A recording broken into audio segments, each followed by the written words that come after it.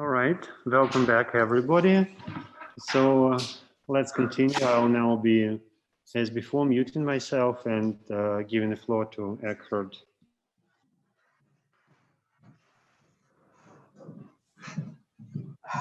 Okay, yeah. Going back quickly to this picture. So Michelle was quite right. Maybe this example wasn't entirely well chosen because I chose epsilon to be equal to 0. And in this case, all this set B epsilon, as I correctly said, they only correspond to those points which hit any of these white triangles. But as it happens in this picture, they're all on vertices. Had I chosen my center of expansion a little bit off, had I chosen it somewhere here, for example, then I would have gotten also some critical points which lie on lines, not just on vertices. But we will have this example in just a moment. So now I think it's about time to actually tell you what we're trying to localize. And yeah, it's going to be Durstmann-Heckmann measures, but I first need to review a little bit of Durstmann-Heckmann measures, Durstmann-Heckmann distributions for just ordinary Hamiltonian G spaces. So for ordinary Hamiltonian G spaces, so with a moment map, we're taking values in G star. Let's say moment map being proper, okay, might as well assume the manifold is compact. One usually calls the push forward of the Liouville form the Durstmann-Heckmann measure, right? So you take the top exterior power of the 2 form, that's the Liouville form on your symplectic manifold, and you take its push forward on the moment map, that's some invariant measure on G star, and that one usually calls the Durstmann-Heckmann measure. Instead, what I'm going to call the Durstmann-Heckmann measure is not quite this.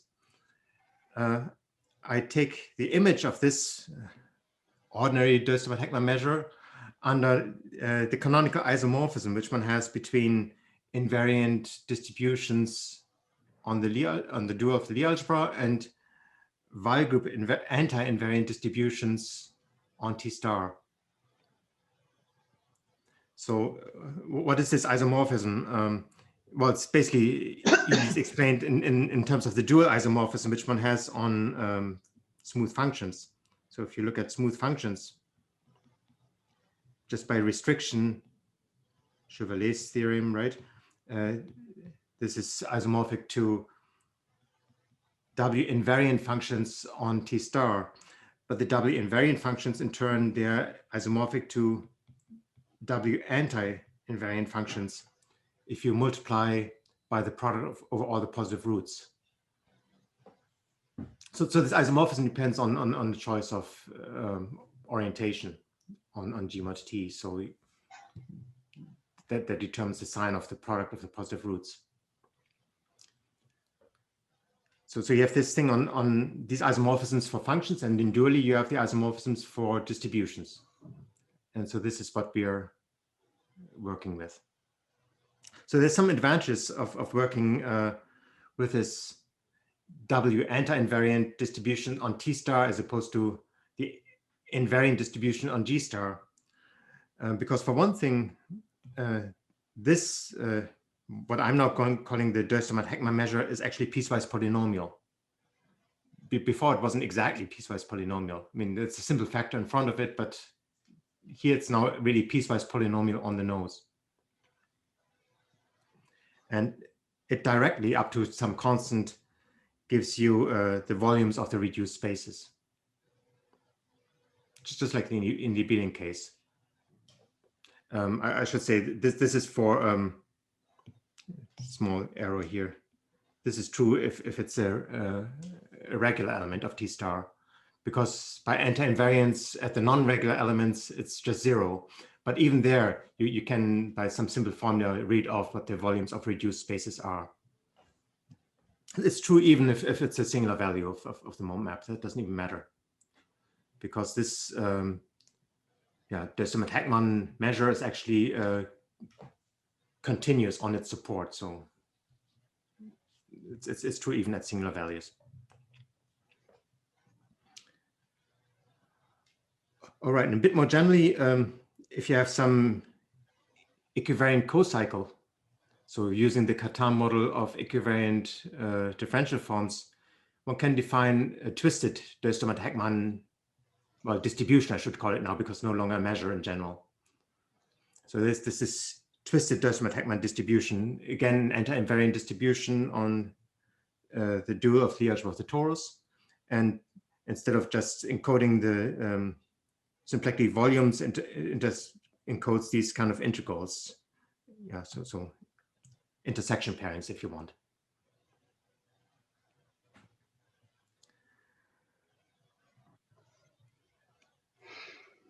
Now, if the manifold is compact, then these Döstermann-Heckmann distributions, they can be computed by Berlin-Verne localization formula, right? Because if you take this pairing with these exponential factors, you can write it as an integral over m, and then it's just Berlin-Verne localization formula, and then you get this kind of expression as integrals over the fixed point manifolds of these elements xi. So I guess here xi is in T. So you get integrals over these fixed point manifolds, where in the denominator you have the equivariant Euler form of the normal bundle. And this is a product over the negative roots. I'm getting negative roots here because I put the minus sign here. I don't understand where is beta in this formula. Here. Ah, okay. Okay. Yeah, I'm omitting that. Of course, everything here. Okay. Everything gets pulled back to the fixed point manifold. I'm omitting the notation for the pullback. Okay. Alternatively, this Döstermann-Heckmann distribution can also be computed by Normsquare localization. So this was first suggested by Witten and was nicely worked out by Paradan, and independently, although a couple of years later, I think, by Chris Woodward. So there's also a norm-squared formula for this. And it's basically this norm-squared formula for these Döstermann-Heckmann distributions, which we want to have the analog of for Hamiltonian loop group spaces. Okay. Now, for Hamiltonian loop group spaces, of course, you may have to think at first, how do you even define the Döstermann-Heckmann distribution? Because the Liouville form doesn't quite make sense, top exterior power of the symplectic form. On the other hand, volumes of reduced spaces make sense because they are finite dimensional. And it turns out, while it's not, I mean, I don't know any reasonable definition of an LG invariant distribution on LG star. This probably doesn't make any sense at all. This abelianized version that I just discussed, that makes sense. Right, so instead of looking at the push forward of the Liouville form, it is possible to make sense of a Döstermann-Heckmann distribution on T, which is now anti-invariant under the action of the affine Weyl group. And yeah, there are various ways of defining it. One way is to use this technique of symplectic cross sections for Hamiltonian loop group spaces. You can make it locally finite dimensional.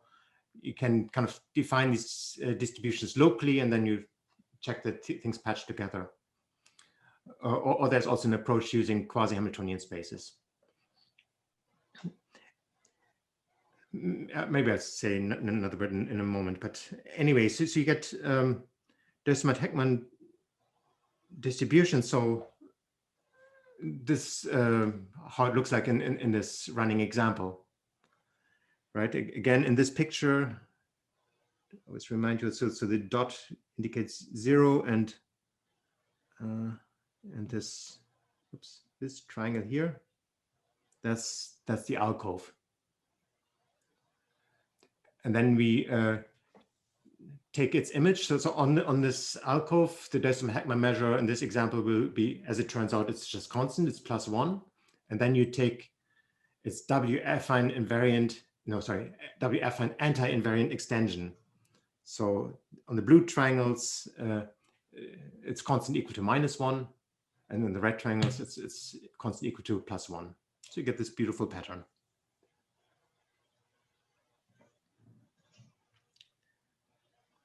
Right, and before I even say formally how the norm-squared localization formula looks like, I can explain in terms of this picture what it's going to do.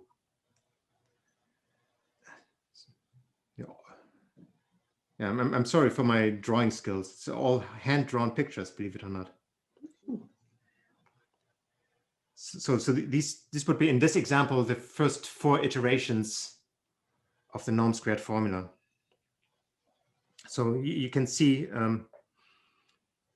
I hope you can see, that in this picture, I've chosen my center of expansion a little bit off. So now I've taken this epsilon not 0. And the first critical point that I encounter is this one. And this little critical point will give a contribution to the norm-squared formula, which is this entire region with +1. That's going to be the first contribution. The next contribution comes from this critical point. And so what it does, it's going to, well, it's going to cancel part of the red part, and some of the red part even becomes blue. So in some of the regions, you add -1, and some part you add -2.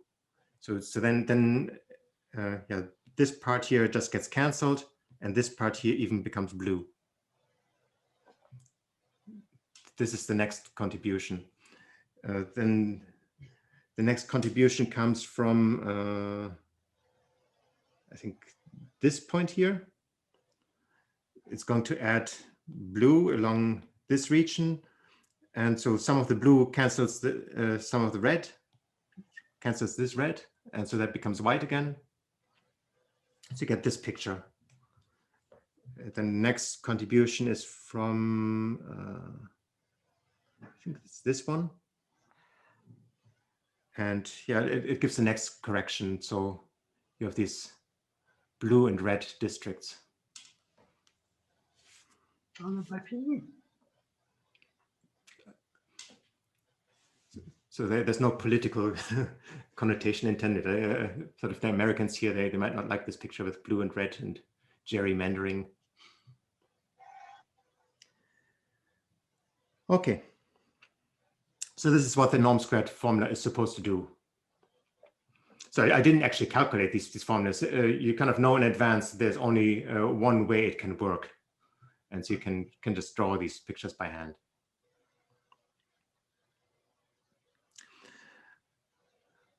Okay, so about these Attackman distributions or measures, you can also define them for the associated quasi-Hamiltonian space. And this is really how we, this is really our best definition really that we have.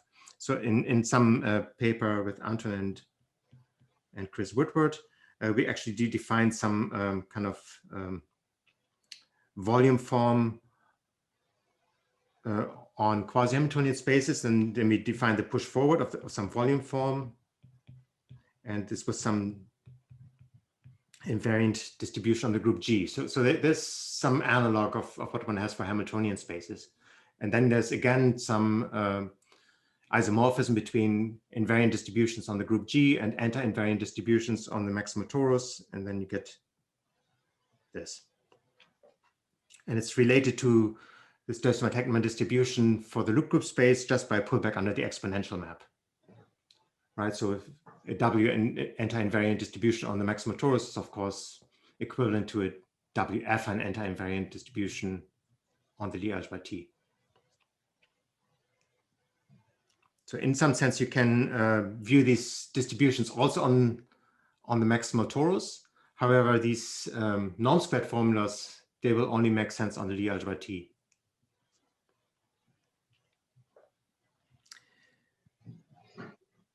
And as before, we can stick in some equivariant cocycle to make it a bit more interesting. So we get these twisted Attackman distributions. Well, I could also write it with a curly M, right? You just pull them back, those straight D curly M, which are anti-invariant under the affine value group action, and they encode then intersection pairings on the reduced spaces. And so we're interested in calculating these things.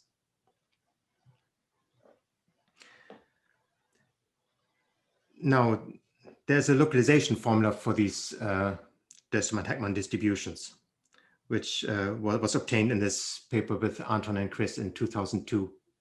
It wasn't quite written in the way I'm writing it now. We wrote it in this way with these distributions on the group G, and then we took its pairings with irreducible characters. But you can write it in terms of the maxima torus. And then this is how the formula looks like. Right, so this Attackman distribution is a distribution on the maximal torus. And we take, just its Fourier coefficients. We pair with these kind of functions. So this indicates the character, the one-dimensional character corresponding to the weight lambda. It's given by this formula, which, as you will notice, looks exactly like the Berlin-Verne formula for Hamiltonian spaces, except that you have a group value mode map appearing here. And this is the way we proved it, right? So we somehow managed to actually prove it using Berlin-Verne localization in the end. Okay, so this is a formula that we proved, but now for our purposes, we can basically take this as our starting point. All right, so we have this formula for the Fourier coefficients. And if you know the Fourier coefficients, then in principle, you know the distribution.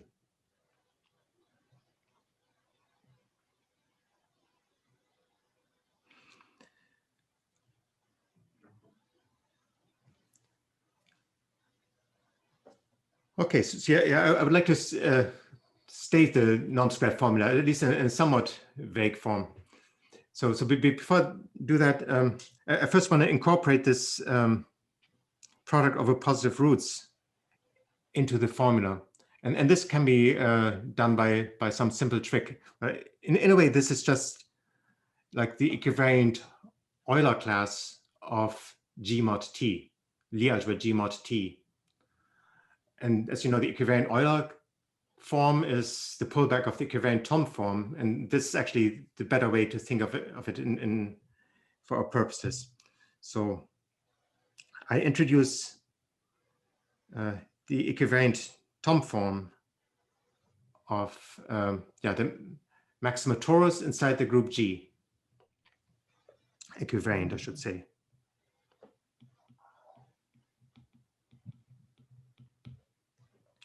Equivariant Thom form. And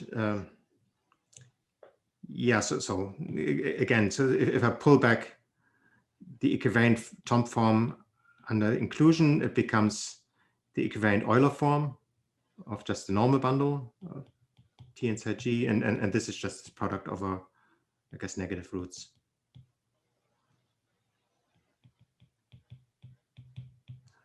So in this way, I can stick in this, I can make this factor as part of my equivariant differential form. This, in a way, the main reason why I brought up this beta in the first place. So we can move it into the formula. And with this understood, the Normsquare formula looks something like this.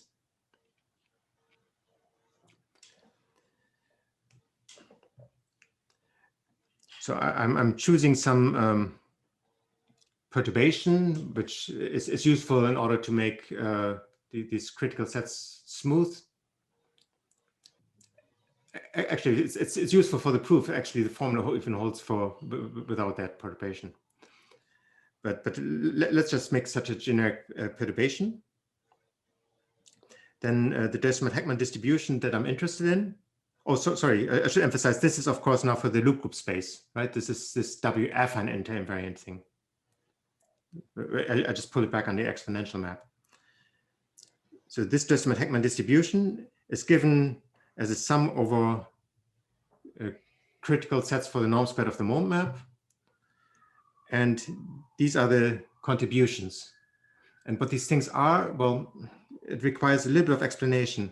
So first of all, we have these same equivalent differential forms as we had in the formula before, right? So equivalent differential form beta is there, and this equivalent Tom form is also there. Now, what enters here is some inverted equivalent Euler form. And yeah, so this is kind of a tricky business. So what is that? So the equivalent Euler form is an equivalent differential form is something like this, but of course it's not invertible, right? Because of zeros. But as a distribution, you can invert it if you choose what's called a polarizing vector. Sorry. You choose polarizing vectors, you do something like this, epsilon times tau. I take the inverse and then take limit for epsilon goes to 0. So this kind of thing actually makes sense as a distribution on T with values in differential forms. So this kind of thing was actually used a lot by Paradan and also by Chris Woodward.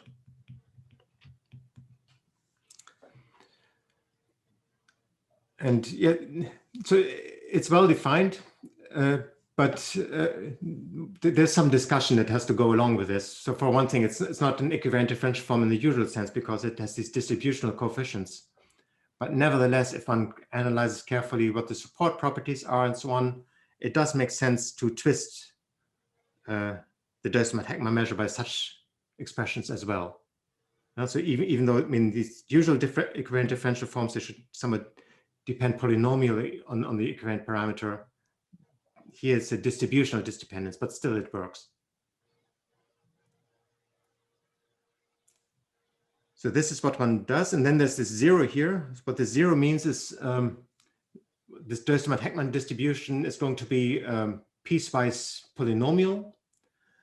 But we don't take this actual piecewise polynomial thing. We just look at how it looks like at this point that we're expanding around, and we just extend it polynomially. I think it's best to just draw some picture. So say we have some fixed point contribution like this. Okay, so we have here our, so basically this is psi, right? This would be epsilon. We have some contribution like this. Then what the support is going to be, so there's going to be some Döstermann-Heckmann distribution which is supported here. But if there are any walls appearing away from this point, you just ignore them. You just extend it to something that's polynomial. If it makes some vague sense, sorry.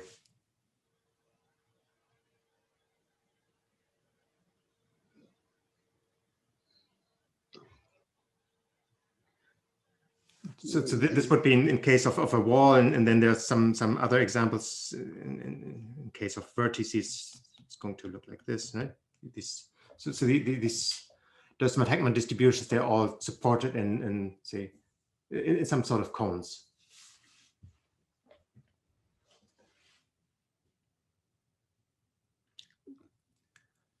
So this is basically how the formula goes.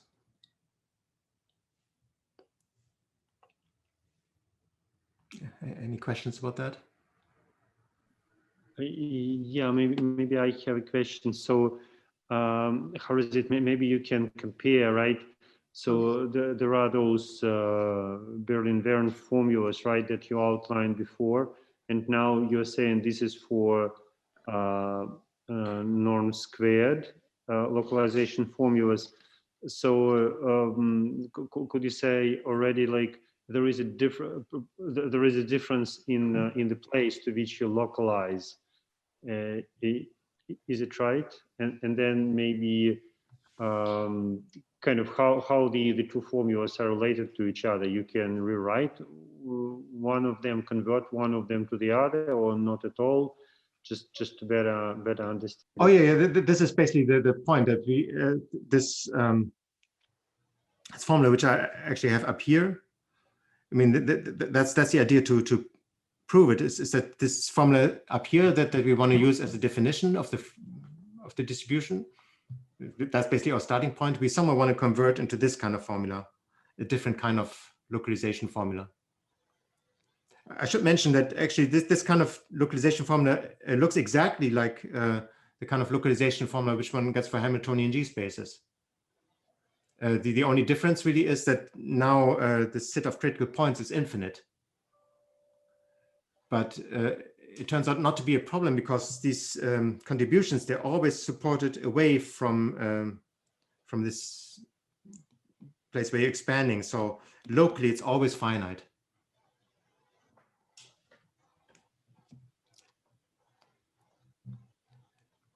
This, by the way, is also why we're interested in this for the purposes of quantization. So in the quantum case, one would have kind of the discrete analog of all of this. And it's kind of nice that most of these contributions are supported away from zero. So if you want to find out the multiplicity at zero, then this is a good starting point.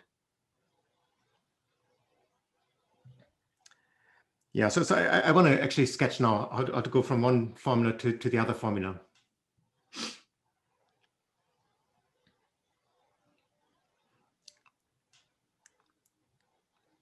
So just try to get the vague idea of how it goes, not bothering about any details.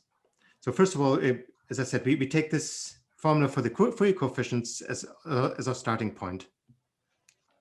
It's the formula for the Fourier coefficients of a distribution. Take that as a starting point, and so we write by inverse Fourier transform formula for the distribution itself. Right, so that's what we get. So this was the distribution on T. So this is the distribution on T, which is W antisymmetric.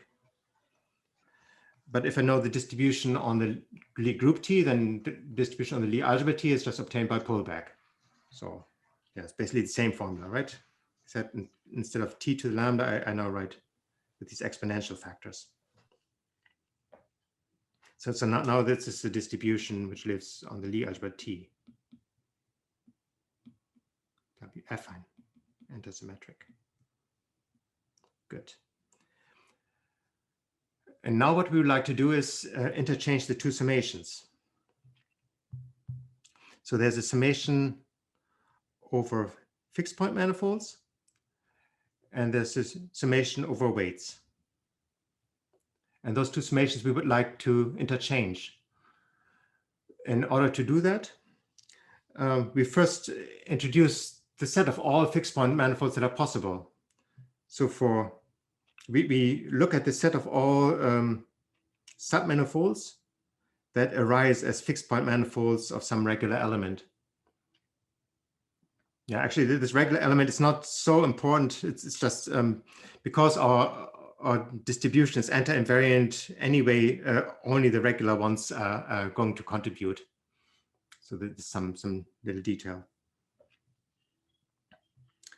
But the bottom line is we look at the set of all possible fixed point manifolds.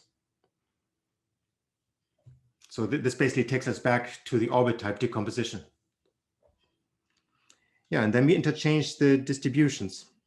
Then we interchange the two summations. So instead of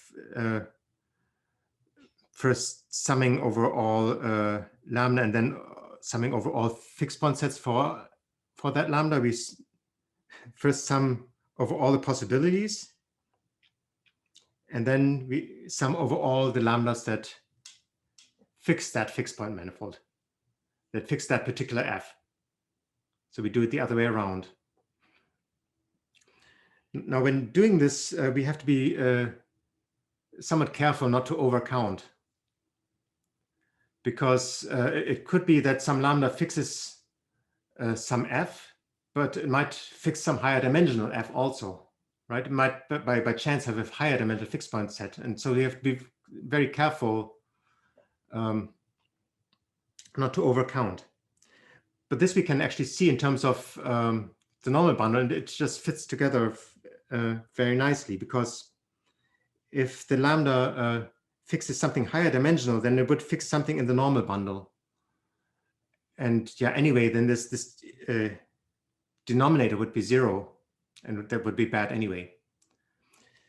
So this is what this prime indicates. Oh, did the prime disappear? Let's see. Oh, it's here, yeah.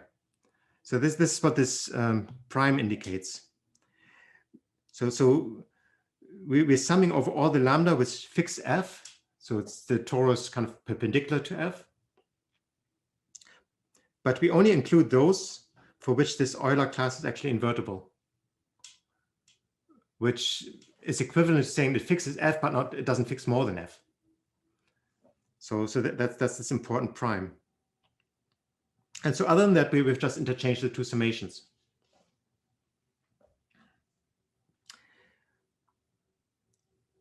Right, and after doing that, I do 2 more steps. First of all, I take this part and just pull it out by turning it into a derivative, right? We have these exponential factors here, and so I can pull this out by just making this into a d by d mu. That's what this is. And whatever remains, this summation here, I combine into this object. So this is some strange summation. And I mean, what kind of object is it? It's a distribution, right? Because we have this infinite sum. There's this parameter mu in the picture. So it's going to be a distribution in mu, but with values in differential forms, because there's this equivalent Euler form in the picture.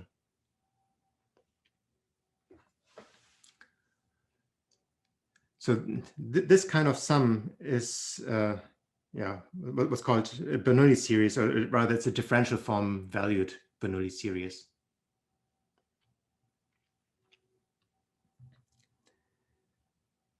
So those kind of Bernoulli series, they were studied in work of Shenish and Boisal-Verne in particular, I mean, and others, I should say, many years ago.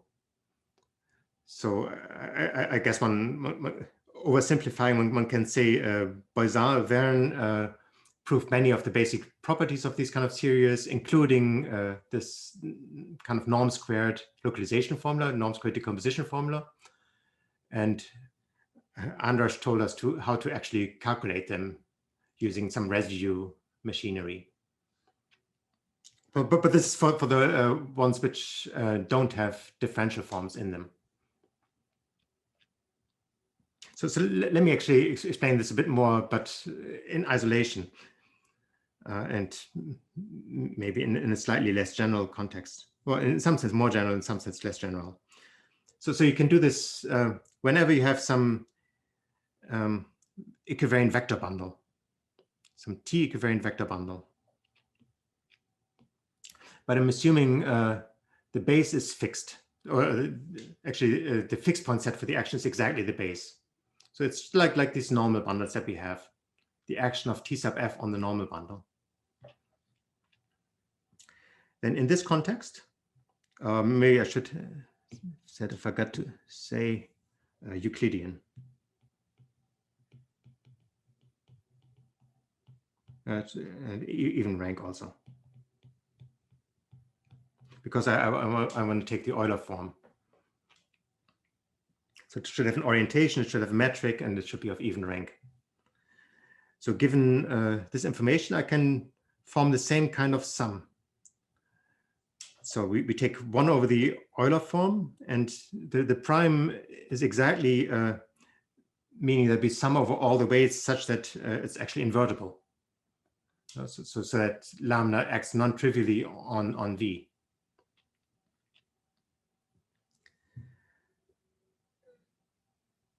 And yeah, then we take this kind of summation. So what we get is some distribution on the Lie algebra with values in differential forms. So the case that f as a point is the usual Bernoulli series. And as I said, for f being a point, all the basic properties are discussed mainly in the work of Boisal and Verne, but they directly extend to the case of differential forms. I think this idea of extending to differential forms is, if I'm not mistaken, is due to Yannis. But you don't really have to redo all the proofs. It's really just because you can expand in the differential form parameter, you get all the properties for these differential form valued Bernoulli series as well. So in particular, some of the basic properties are that the singular support, if you think of it as a distribution, is in some collection of affine subspaces.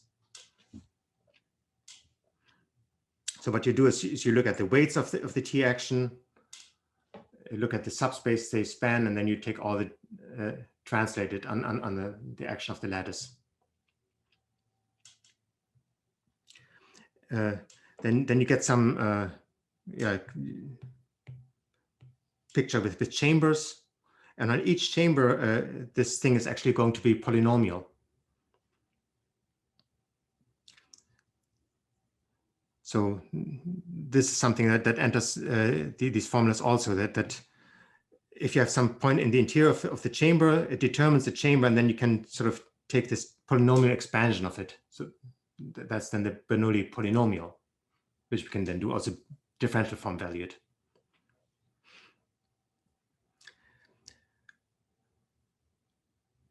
Right, and there's also an integral version of this Bernoulli series, which is like Heaviside distributions, where you do this trick that I mentioned before. So yeah, the equivalent Euler form is not invertible, but you do this trick which you do for distributions. You shift it by some polarizing vector.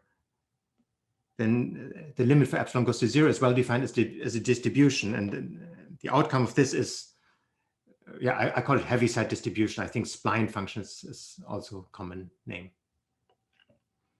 but with values in differential forms. And the Boisal-Verne formula for this context says that, yeah, these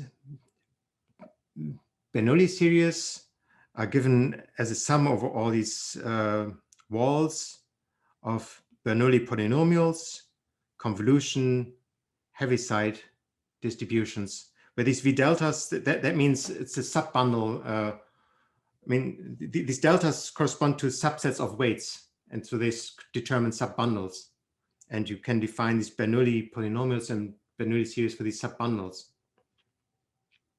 And so that's the ingredients. Yeah, so details are not so important, but the important thing is that you get these kind of distributions.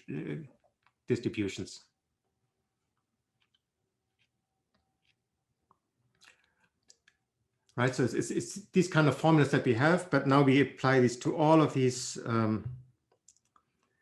B of nu f, which appeared in the formula that we had up there, right? So these kind of differential form Bernoulli series appeared when we did this trick of exchanging the two summations. Right, and so this is now what one has to work out. So one has these contributions. Maybe I'll scroll back up again.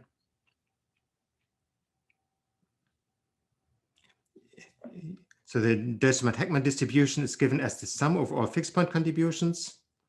This B of nu f, they get decomposed as this Boisal-Verne kind of norm-squared localization formula. And then you have to kind of reassemble the pieces to kind of understand them in terms of the amp size. So this is basically the sketch of proof. Right. So finally, these results which you get from all these components, you have to kind of reassemble them and keep track of them, and in this way you prove the Normsquare formula for the twisted DH distribution.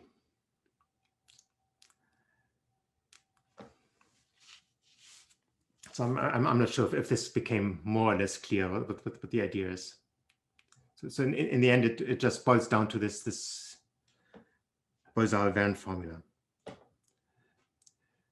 So what I said at the very beginning, the Schenich-Verne proof of quantization commutes with reduction does a similar thing for a quantum Attackman distribution for the multiplicities.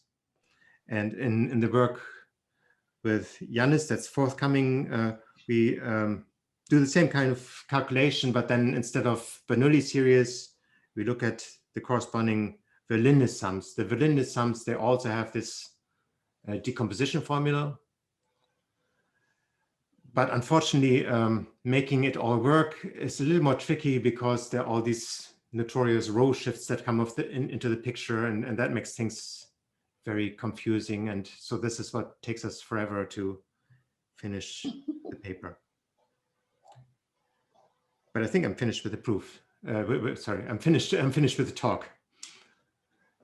So that's all I wanted to say. Okay, thanks a lot, Eckhard.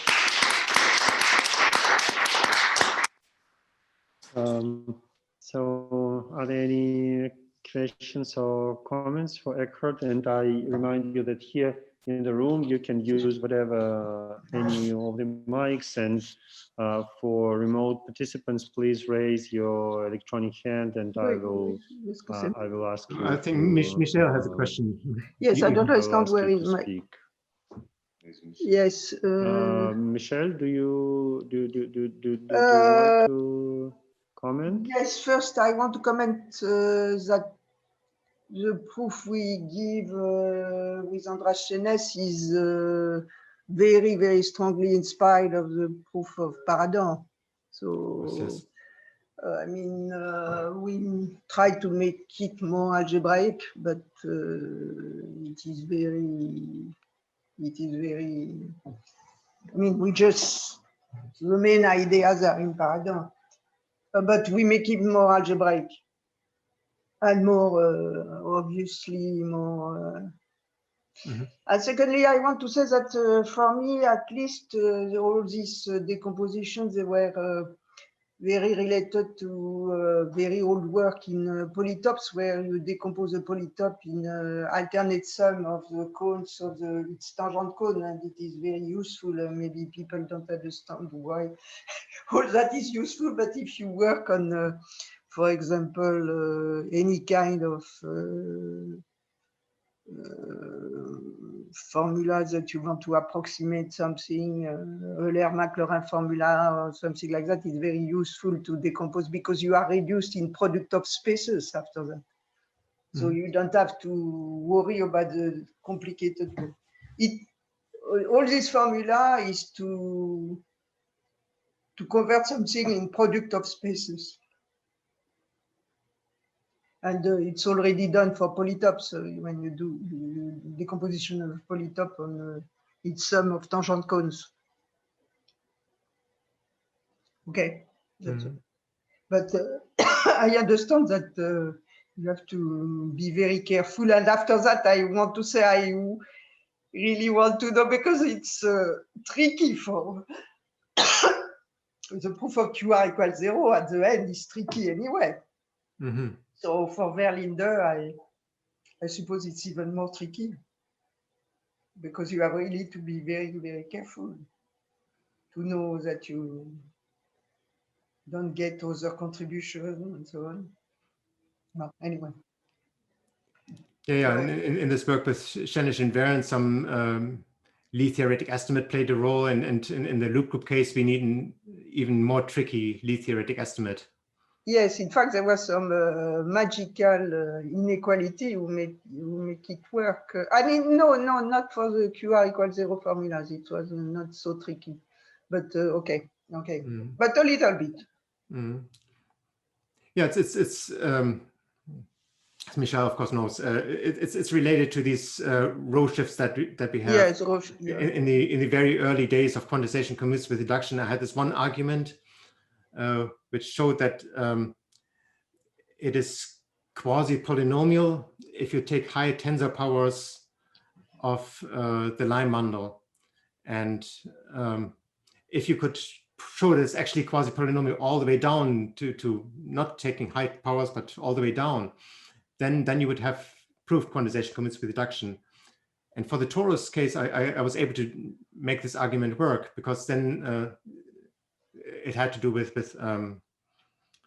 what's called again, these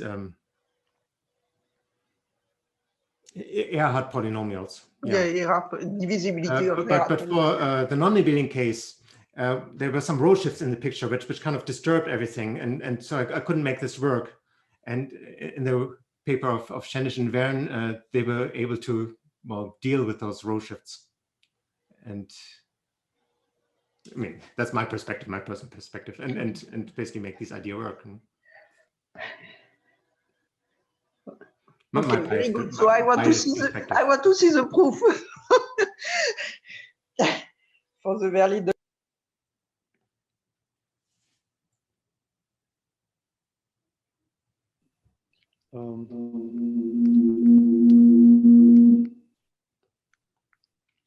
Okay, more questions or comments? Yes, it's a kind of a general question as to what are the can you comment on the applications of, you know, some outlook from these compositions? I mean, for me, the motivation is really to finally have a good proof of quantization commutes with reduction for Hamiltonian loop group spaces, because on one hand, yeah, we proved it many years ago, but the proof is frankly kind of horrible. And yeah, so your proof of quantization commutes with reduction for Hamiltonian G spaces, which is more algebraic, where you start from the fixed point formula, that would be so much cleaner. And so I'm hoping to get the same clean proof for Hamiltonian loop group spaces. So that's my main motivation.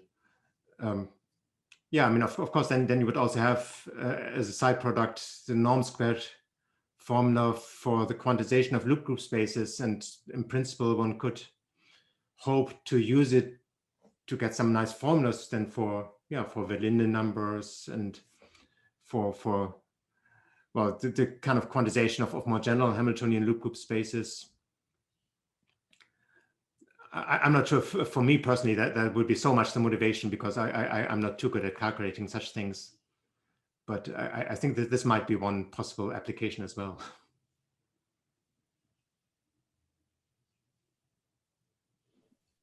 Okay, more questions or comments? Do you want to use this mic? Yeah, I have a naive question. I mean, what's the role of the Sobolev class in the whole story and the Banach? I mean, sorry. Yeah, it almost doesn't play a role, exactly because of this correspondence.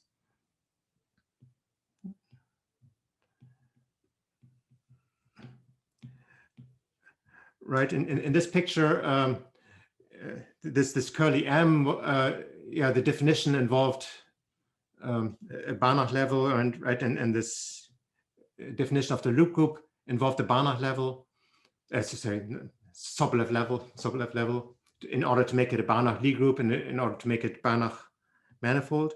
But then the space straight M that you get out of it no longer cares about Banach. So you could basically take this straight M as your starting point, your main ingredient, and then you can construct your curly M with whichever Sobolev level you want. So if you're given curly M at some Sobolev level, you can just change it. We're just going back and forth. So the Sobolev level basically doesn't really matter.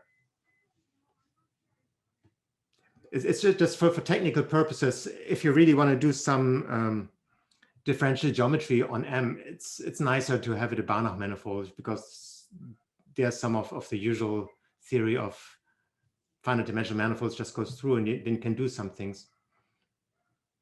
Yeah, for example, one thing we use this diagram for is to consider compatible almost complex structure.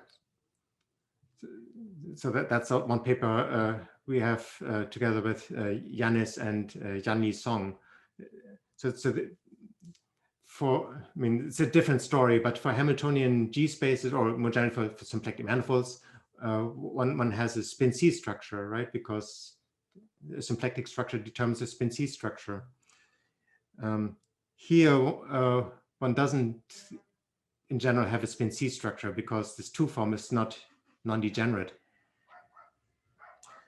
But it turns out one has a canonical, what we call a twisted spin C structure. And the way we construct it is somehow from a compatible complex structure on this curly M, and then we go up and then we go down.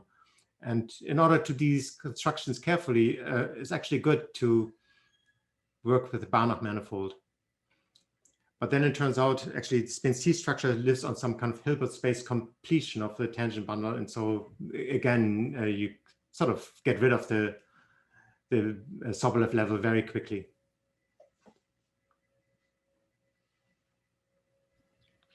Okay, any more questions or comments?